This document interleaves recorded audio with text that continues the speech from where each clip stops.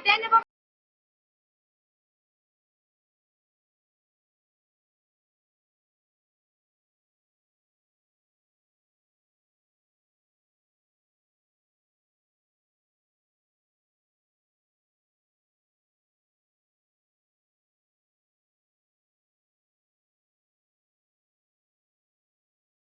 Dito ang pagiging disiplinado at paggawa ng tama sa ating paaralan.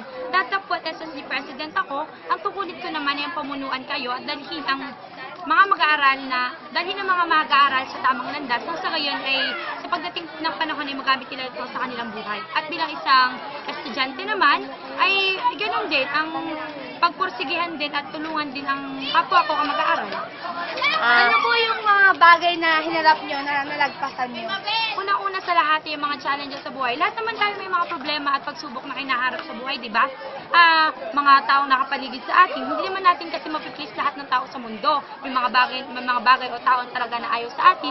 Ngunit sa kabilang banda naman, ay swerte pa rin tayo sapagkat sa kabila ng lahat ng mga problema o hinaing na meron tayo sa ating puso, ay napapagtagumpay pa rin natin ating mga pinapangarap sa buhay kahit simple pa lamang ito. Ano pong payo may ibigay nyo sa ating kapwa mag-aaral? Bilang isang mag-aaral, marami tayong magagawa sa mundo. Bilang isang individual, ang pagiging disiplinado ay isa ng tulong, di ba? At saka, wag kang susuko agad sa problema mo. At mahalin mo ang ginagawa mo nang sa gayon ay magkaresulta ito na maganda at nang sa kalaunan ay magtagumpay ka rin. Yun lamang po. Maraming salamat po.